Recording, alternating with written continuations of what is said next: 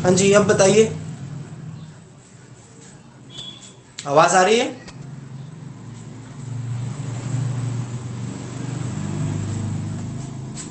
Chat के अंदर बताइए, आवाज आ रही है क्या?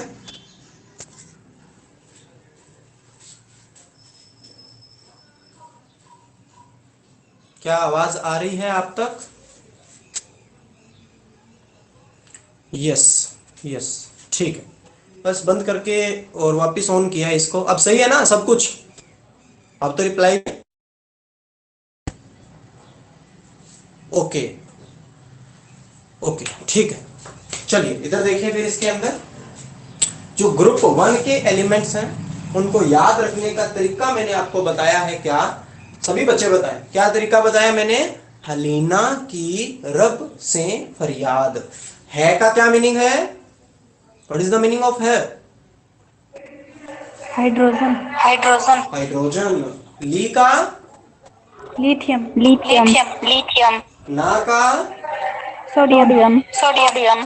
की का? पोटेशियम। पोटेशियम। पोटेशियम। और रब का? रब का कहीं भगवान मत लिख देना। रब का क्या?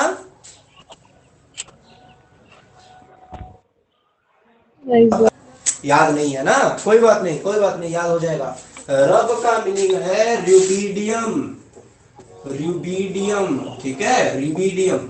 अच्छा, से का क्या मीनिंग है?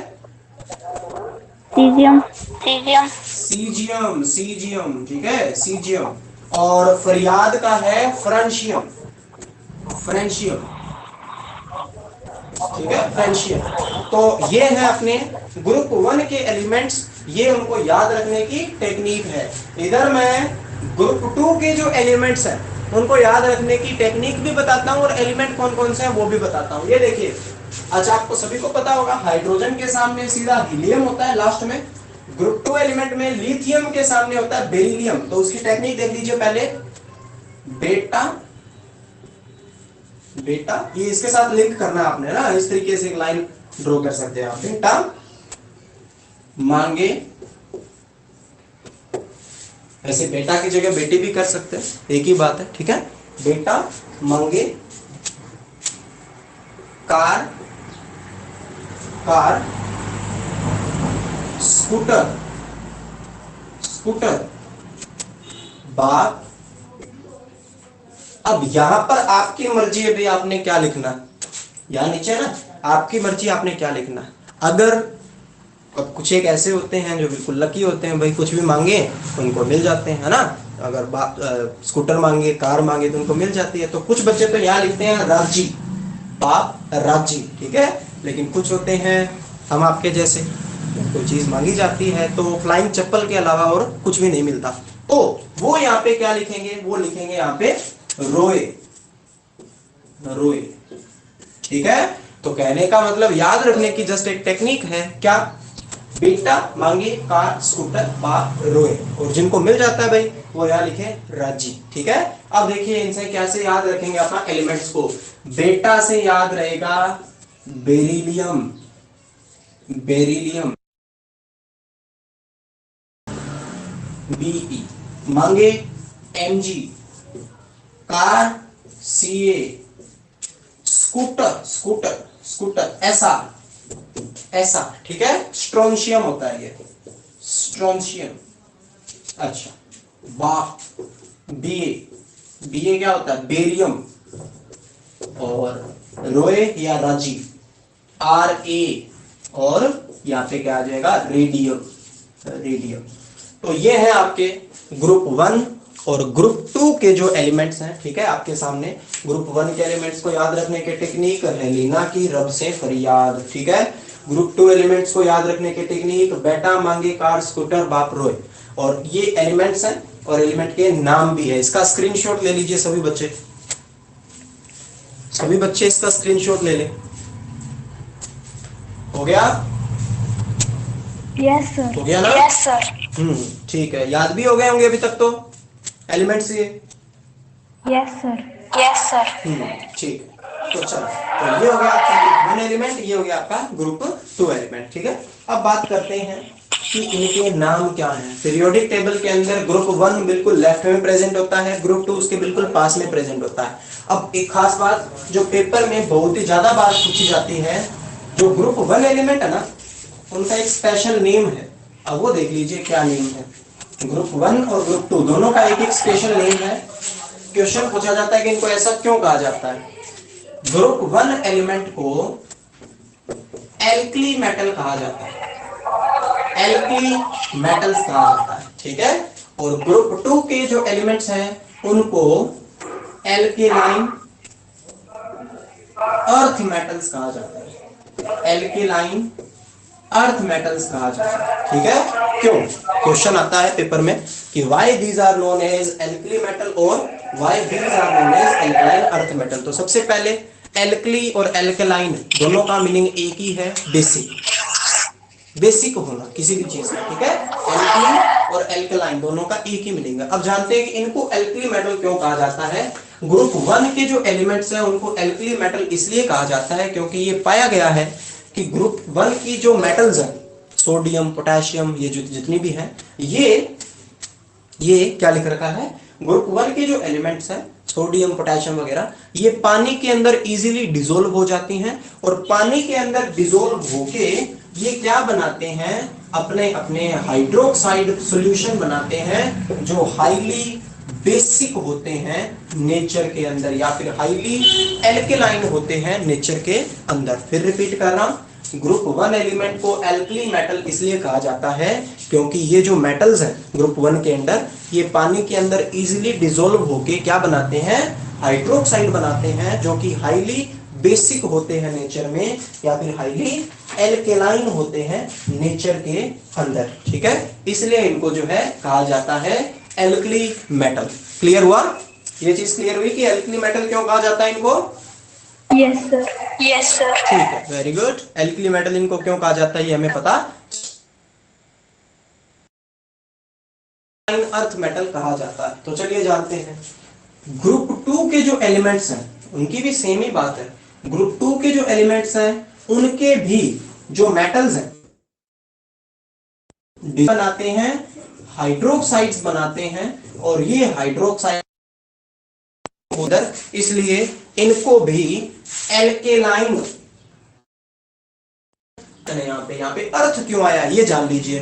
अर्थ ग्रुप 2 के जो एलिमेंट्स हैं या ग्रुप 2 के जो मेटल्स हैं उनके जो ऑक्साइड होते हैं ना, ग्रुप 2 के जो मेटल्स हैं उनके जो ऑक्साइड हैं, ठीक है, वो ज्यादातर कहां पाए जाते हैं, अर्थ की क्रस्ट के अंदर पाए जाते हैं। यानी अर्थ की जो ऊपर वाली लेयर है जिसको भूपर पट्टी भी कहा जाता है, मेनली उसके अंदर पाए जाते हैं। इसीलिए इनको ये नाम दिया गया है एल्केलाइन अर्थ मेटल। दोनों का मैं फिर बता रहा हूं, इनको एल्कली मेटल इसलिए कहा जाता है क्योंकि ग्रुप 1 के जो एलिमेंट है वो पानी में इजीली डिसोल्व होके हाइड्रोक्साइड बनाते हैं जो हाईली बेसिक होते हैं नेचर के अंदर। इनको एल्केलाइन अर्थ मेटल इसलिए कहा जाता है क्योंकि सेम इनके अंदर भी इनके मेटल प्लस में इनके ऑक्साइड, मेटल भी और ऑक्साइड भी दोनों पानी में डिसोल्व होके हाइड्रोक्साइड बनाते हैं जो हाईली बेसिक होते हैं नेचर में। फिर आपसे कोई पूछ ले कि अर्थ क्यों नाम लगा है,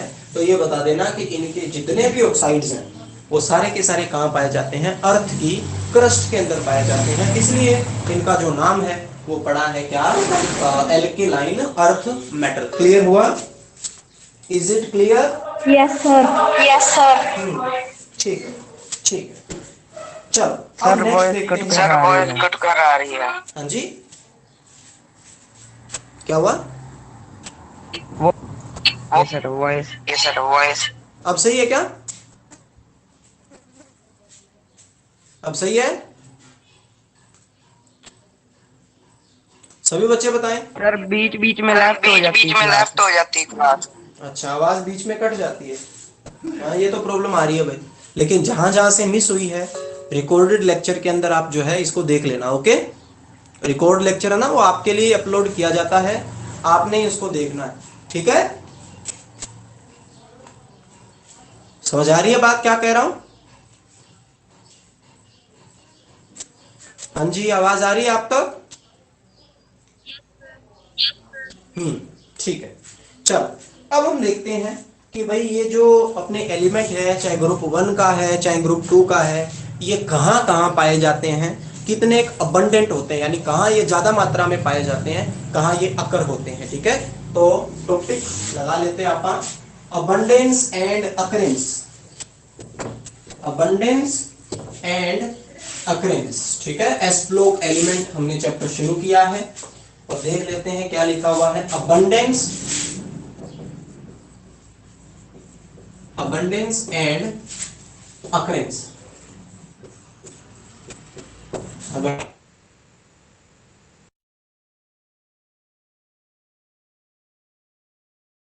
मेटल जो होती हैं वो हाईली रिएक्टिव होती हैं, यानी कि बहुत ही ज्यादा रिएक्टिव होती हैं। वो बहुत ही इजीली जो है हवा में जो प्रेजेंट है ऑक्सीजन, उसके साथ रिएक्ट करके कुछ ना कुछ बना ही लेती है। यानी कि पेपर में कई बार क्वेश्चन आता है कि ये जो है ये क्या फ्री फॉर्म में पाई जा सकती है क्या, एल्कली मेटल और एल्कलाइन अर्थ मेटल क्या फ्री फॉर्म में मिल जाएंगी क्या, तो आंसर होगा नहीं, ये कभी भी फ्री फॉर्म में नहीं पाई जाती। क्यों? क्योंकि ये जो अपने ग्रुप 1 और ग्रुप 2 के जो एलिमेंट्स हैं ये हाईली रिएक्टिव होने की वजह से बहुत ही तेजी से किसी न किसी चीज के साथ रिएक्ट करके कंपाउंड बना लेते हैं। ठीक है, तो ये कभी भी फ्री फॉर्म के अंदर नहीं पाया जाता। इसमें लिख रखा है ये मोस्ट रिएक्टिव है, सभी मेटल्स में से ये सबसे ज्यादा रिएक्टिव होते हैं, इसलिए ये कभी भी फ्री फॉर्म के अंदर नहीं पाए जाते, ये हमेशा कंबाइंड फॉर्म के अंदर पाए जाते हैं। ऑक्सीजन के मिलके, ऑक्सीजन के साथ मिलकर ऑक्साइड बना लेंगे, हेलोजेंस के साथ मिलकर हेलाइड बना लेंगे, ठीक है, सल्फर के साथ मिलकर सल्फाइड बना लेंगे, तो ये उन्हीं के अंदर जो है मेनली प्रेजेंट होते हैं। अगर आप अबंडेंस की बात करें, अबंडेंस की बात करें कि कौन सा एलिमेंट कहां ज्यादा पाया जाता है, तो जैसे मैंने अभी बताया अर्थ की क्रस्ट में ये काफी ज्यादा मात्रा में पाए जाते हैं। इनमें से जो कैल्शियम है, कैल्शियम, कैल्शियम, ठीक है, जो कैल्शियम है वो फिफ्थ मोस्ट अबंडेंट एलिमेंट है अर्थ की क्रस्ट में। फिफ्थ मोस्ट अबंडेंट एलिमेंट है अर्थ की क्रस्ट में, मोस्ट अबंडेंट एलिमेंट, ठीक है, इन अर्थ क्रस्ट, अर्थ की क्रस्ट के अंदर पांचवा सबसे ज्यादा पाया जाने वाला एलिमेंट। ठीक है, 1 से 4 कौन से हैं वो गूगल से आप चेक कर सकते हो। ये कैल्शियम जो है ये फिफ्थ मोस्ट अबंडेंट एलिमेंट है, ठीक है। और उसके बाद अगर आप मेटल के हिसाब से देखें, देखो ये तो है एलिमेंट के हिसाब से, एलिमेंट के हिसाब से तो ये पांचवा, ठीक है। मेटल के हिसाब से अगर आप देखोगे, मेटल के हिसाब से अगर आप देखोगे तो ये थर्ड मोस्ट अबंडेंट मेटल है अर्थ की क्रस्ट के अंदर, ठीक है। एलिमेंट के हिसाब से भाई पांचवा है, क्योंकि एलिमेंट्स में मेटल नॉन मेटल सारे ही आते हैं। मेटल्स के हिसाब से ये तीसरा मोस्ट अबंडेंट मेटल है जो अर्थ की क्रस्ट में पाया जाता है। आपसे अगर क्वेश्चन पूछे कि भाई सबसे ज्यादा कौन पाया जाता है, तो एल्यूमिनियम एंड आयरन पहला और दूसरा नंबर इनका है। मे बी आयरन सबसे ज्यादा पाया जाता है, सॉरी शायद एल्यूमिनियम पहले पाया जाता है और आयरन बाद में आता है, या वाइस वर्सा। तो पहला नंबर और दूसरा नंबर है एल्यूमिनियम और आयरन का मेटल के हिसाब से, तीसरा नंबर जो है मेटल के हिसाब से है कैल्शियम का, ठीक है। उसके बाद और भी कुछ एलिमेंट्स के बारे में दे रखा है, इसमें ये लिख रखा है कि अर्थ की सरफेस पे जो कैल्शियम है वो कैल्शियम कार्बोनेट की फॉर्म में अकर होता है, प्रेजेंट होता है, ठीक है।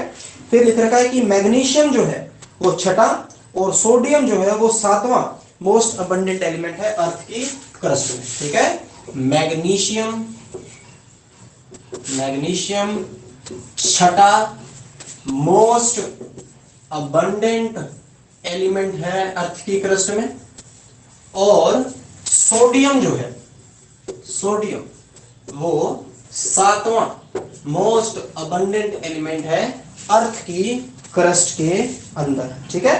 तो ये जस्ट एक अबंडेंस दिखाता है, अबंडेंस शो करता है कि कौन सा एलिमेंट जो है कितना पाया जाता है। कैल्शियम पांचवा मोस्ट अबंडेंट एलिमेंट, मैग्नीशियम छठा मोस्ट अबंडेंट एलिमेंट, सोडियम जो है वो सातवां मोस्ट अबंडेंट एलिमेंट है, ठीक है। उसके बाद लिख रखा है पोटेशियम जो है वो 8th मोस्ट अबंडेंट एलिमेंट है। Potassium, potassium 8th most abundant element है, ठीक है। और उसके बाद लिख रखा है, और उसके बाद लिख रखा है barium is 14th and strontium is most abundant element, barium और strontium. 14th, strontium 15th। Most abundant element की लिस्ट है आपके सामने। पांचवा मोस्ट अबंडेंट एलिमेंट क्या चाहिए? हम यही क्यों पढ़ रहे हैं? क्योंकि हमें पढ़ना है एस ब्लॉक एलिमेंट्स को। हमें हम क्यों जाने कि पहले दूसरे तीसरे चौथे नंबर पे कौन है, हमें नहीं मतलब उनसे, क्योंकि वो एस ब्लॉक में से नहीं है। हमें नहीं मतलब 9 10 11 12 13 कौन है, नहीं मतलब हमें, क्योंकि वो किसी और ब्लॉक के एलिमेंट है। हमें सिर्फ एस ब्लॉक वाले जो एलिमेंट्स हैं उनको पढ़ना है। बेरियम 14वां मोस्ट अबंडेंट एलिमेंट है और स्ट्रोंशियम जो है 15th मोस्ट अबंडेंट एलिमेंट है, जो अर्थ की क्रस्ट में पाए जाते हैं। उसके बाद ये लिख रखा है कि सोडियम और मैग्नीशियम जो है वो बहुत ज्यादा मात्रा में पाए जाते हैं सी वाटर के अंदर, जो समुद्री पानी होता है उसमें भी बहुत ज्यादा मात्रा में पाए जाते हैं सोडियम एंड मैग्नीशियम, ठीक है। और कैल्शियम और पोटेशियम भी पानी में पाए जाते हैं, लेकिन उनकी मात्रा जो है वो थोड़ी सी कम होती है, ठीक है। और ये कह रहा है कि बाकी मेटल्स की जो अकरेंस है अर्थ की क्रस्ट में वो बहुत ही कम होती है। फ्रेंशियम एंड रेडियम ये दोनों के दोनों रेडियो एक्टिव एलिमेंट्स होते हैं। तो रेडियो एक्टिव होने की वजह से ये भी बहुत ज्यादा रिएक्टिव है, ठीक है। रेडियम जो है वो रेयर है और फ्रेंशियम शायद रेयरेस्ट है, ठीक है। नहीं, रेडियम जो है वो रेयरेस्ट एलिमेंट है जो कि बहुत ही ज्यादा कम पाया जाता है, ठीक है। तो ये कुछ अबंडेंस है अलग अलग एलिमेंट्स की, कि कौन सा एलिमेंट कहाँ कितना पाया जाता है, इसका स्क्रीनशॉट ले लीजिए। और जब आप अपनी कॉपी कंप्लीट करते हो ना, तो ये स्क्रीनशॉट जो है पीछे वाले ये डिलीट कर दिया करो, क्योंकि ये कोई काम नहीं आने आपके, है ना। आपने जब कॉपी में इनको नोट कर लिया है तो ये कोई काम अब नहीं आएंगे। क्लियर हुई बात? क्लियर? मोस्ट अबंडेंट एलिमेंट के बारे में हमने बताया। जनरल देख रहे हैं आप, इसमें ना तो अपन ने ग्रुप 1 वाले एलिमेंट को एक्सप्लेन किया डिटेल में, ना ही ग्रुप 2 वाले, ये जनरल है, ठीक है। दोनों में से कौन कौन सा कहां पाया जाता है, तो ये हमने डिस्कस यहाँ पे किया है। अब हम एक बहुत ही इंपॉर्टेंट चीज करने वाले हैं, उसको गौर करिएगा। वो भी कई बार इसके फॉर्म में जो है क्वेश्चन आया है, तो देख लेते हैं वो क्या चीज है। सबसे पहले अगर ये चीज आपको समझनी है तो दोनों ग्रुप के जो एलिमेंट्स हैं उनको आपको लिखना पड़ेगा। कहने का मतलब हाइड्रोजन को आप अगर काउंट ना करें तो lithium, sodium, potassium, rubidium, caesium, francium, ये तो हो गया group 1। Beryllium, magnesium, calcium, strontium, barium, radium, ठीक है। तो ये देखने को मिला है कि हर ग्रुप का जो पहला मेंबर है, जैसे ये ग्रुप है अपना, ये जो है ये ग्रुप है एक, ये दूसरा ग्रुप है।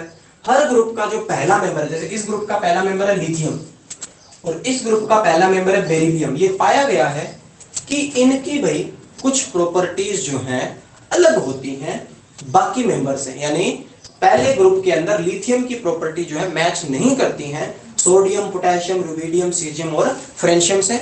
और ग्रुप 2 के अंदर बेरिलियम की कुछ प्रॉपर्टीज जो है वो मैच नहीं करती हैं बाकी जो मेंबर्स हैं उनसे, ठीक है। इसको बोला जाता है एनामलस बिहेवियर।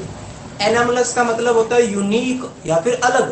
तो लिथियम जो है वो थोड़ा सा अलग बिहेवियर शो करता है बाकी ग्रुप 1 के जो एलिमेंट है उनसे, और बेरिलियम जो है वो अलग बिहेवियर शो करता है बाकी ग्रुप 2 के जो एलिमेंट्स हैं उनसे, ठीक है। तो देखते हैं इसमें क्या लिखा है आगे। हाँ, पहला मेंबर हर ग्रुप का पहला मेंबर जो है बाकी मेंबर से कुछ अलग प्रॉपर्टीज जो है शो करता है। फॉर एग्जांपल लिथियम जो है, लिथियम बहुत सारी अलग प्रॉपर्टीज शो करता है बाकी मेंबर से, ऐसे ही बेरिलियम जो है बाकी मेंबर से बहुत सारी प्रॉपर्टीज हैं जो अलग शो करता है। अब जानते हैं रीजन क्या है इसके पीछे कि क्यों ऐसा ये करते हैं। तो सबसे पहली बात आपने 10th में पढ़ा होगा कि अप टू डाउन जाने पर साइज जो है बढ़ता है या घटता है। अप टू डाउन जाने पर साइज बढ़ता है या घटता है भाई, बताएगा कोई? हाँ जी,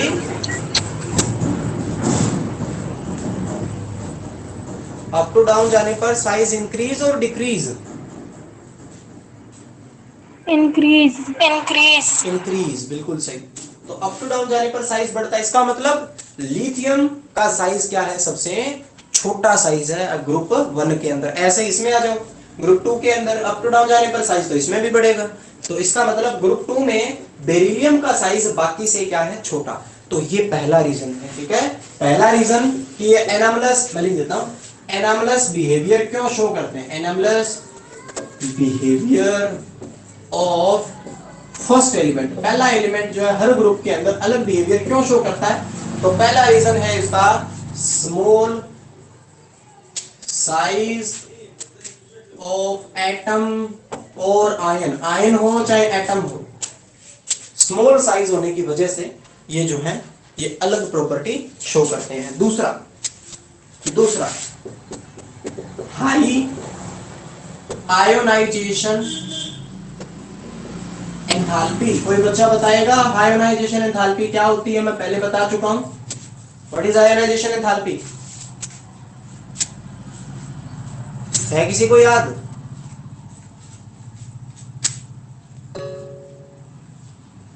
है किसी को याद?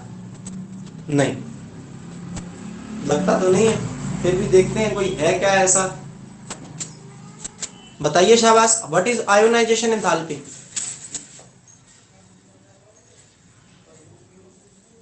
सर किसी एलिमेंट को आयोनाइज करने के लिए जो हीट यूज होती है।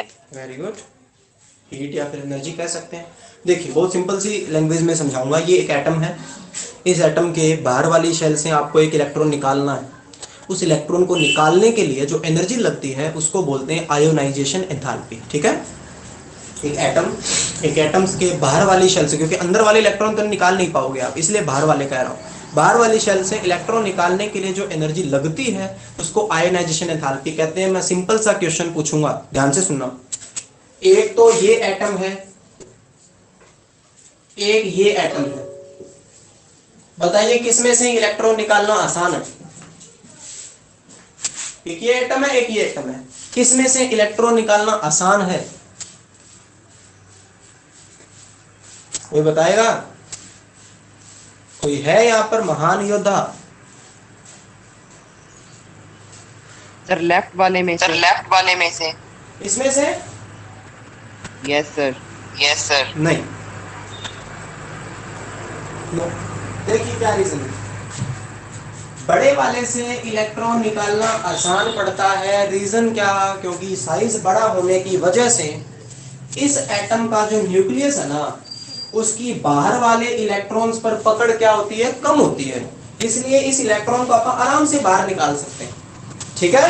लेकिन यहाँ पर साइज छोटा होने की वजह से इस एटम का जो न्यूक्लियस है उसने इस इलेक्ट्रॉन को अच्छे से पकड़ रखा, भाई जाने नहीं देगा, इलेक्ट्रॉन निकलेगा नहीं। तो इलेक्ट्रॉन निकालना आसान किससे होता है? बड़े साइज का जो एटम होता है उससे। अब मैं एक और सिंपल सा क्वेश्चन पूछूंगा, आयोनाइजेशन एंथैल्पी किसके केस में ज्यादा लगेगी, इसके केस में या इसके केस में?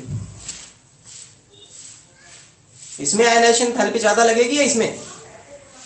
सोच के लेफ्ट वाले में। लेफ्ट वाले में, बिल्कुल सही। छोटा साइज होने की वजह से इलेक्ट्रॉन मुश्किल से निकलेगा, और मुश्किल से निकलेगा मतलब एनर्जी ज्यादा देनी पड़ेगी, तो इसकी आयोनाइजेशन एंथैल्पी ज्यादा होगी, इसकी आयोनाइजेशन एंथैल्पी कम होगी। हमें इससे कोई मतलब नहीं है, मैंने तो जस्ट आपको समझाया है कि जिसका साइज छोटा होता है उसकी आयोनाइजेशन एंथैल्पी ज्यादा होती है। तो देख लीजिए, लिथियम और बेरिलियम का साइज छोटा है, इसलिए इनकी आयोनाइजेशन एंथैल्पी भी क्या है, काफी ज्यादा है। इलेक्ट्रोनेगेटिविटी भी इनकी काफी हाई होती है, हाई इलेक्ट्रोनेगेटिविटी। इलेक्ट्रोनेगेटिविटी का मतलब इलेक्ट्रॉन को अपनी तरफ खींचने की पावर। देखो सोचो थोड़ा सा, जब साइज बड़ा है, इसकी अपने इलेक्ट्रॉन पर ही पकड़ नहीं है, तो दूसरे के इलेक्ट्रॉन ये कैसे खींच लेगा? यानी बड़े साइज वाला जो एटम है उसकी इलेक्ट्रोनेगेटिविटी कम होती है, याद रखना। छोटे साइज वाले जो एलिमेंट होते हैं उनकी इलेक्ट्रोनेगेटिविटी ज्यादा होती है। तो इनका साइज छोटे होने की वजह से इनकी इलेक्ट्रोनेगेटिविटी भी क्या है, काफी ज्यादा हाई है। और चौथी प्रॉपर्टी, इनके पास कोई भी वैकेंट डी ऑर्बिटल प्रेजेंट नहीं होते हैं। इनके पास कोई भी खाली डी ऑर्बिटल प्रेजेंट नहीं होते हैं। ये बात मैं क्यों कह रहा हूं, आप कंफिगरेशन चेक करिए। लिथियम की कंफिगरेशन 1s2 2s1 सभी ने पढ़ रखा है। 2 के पास S होता है, 2 के पास P होता है, 2 के पास D नहीं होता। बेरिलियम पे आ जाते हैं। 4 1s2 2s2 2 के पास S होता है, 2 के पास P होता है, 2 के पास D नहीं होता।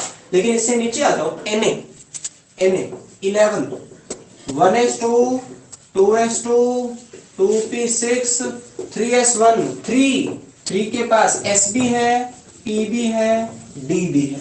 सिंपल भाषा में कहूं तो भाई पहले मेंबर्स के पास D ऑर्बिटल नहीं होते हैं, बाकी मेंबर्स के पास D ऑर्बिटल प्रेजेंट होते हैं। शेल की वजह से इनके पास दूसरी शेल है, दूसरी के अंदर S और P होते हैं। नीचे इसके पास तीसरी के पास S P D तीनों होते हैं। इनके पास 4s 4p 4d 4f भी होते हैं। इनके पास भी आप सभी को पता है। तो ये रीजन है भाई कि पहले मेंबर जो है हर ग्रुप के अलग बिहेवियर क्यों शो करते हैं। Is it clear? क्या ये क्लियर है?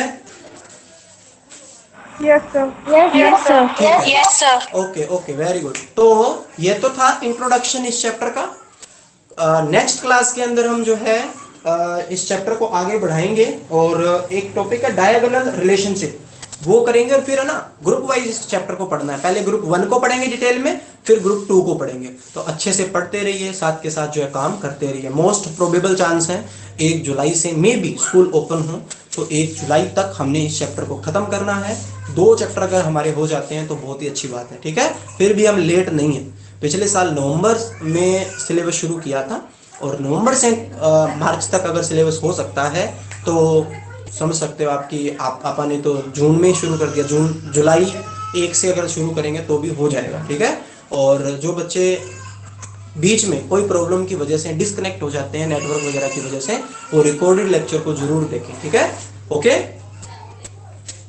और एक चीज और, Yes, sir. होमवर्क जो Yes, है वो sir. अपना कंप्लीट कर लें आज शाम 5 बजे तक, ठीक है। आज शाम 5 बजे तक आपका होमवर्क कंप्लीट होना चाहिए। इस वर्क में मैं रिलैक्सेशन दे सकता हूँ, इस वर्क को छोड़ करके पिछले चैप्टर तक आपका वर्क जो है कंप्लीट होना चाहिए। और शाम 5 बजे तक पीडीएफ की फॉर्म में अपना वर्क जो है मेरे को सेंड करना है। Okay Yes, sir. Yes, sir. Yes, sir. ठीक है, थैंक यू जुड़ने के लिए। लीव कर, ये मीटिंग में एंड कर रहा हूँ, आप लीव कर सकते हैं। Thank you.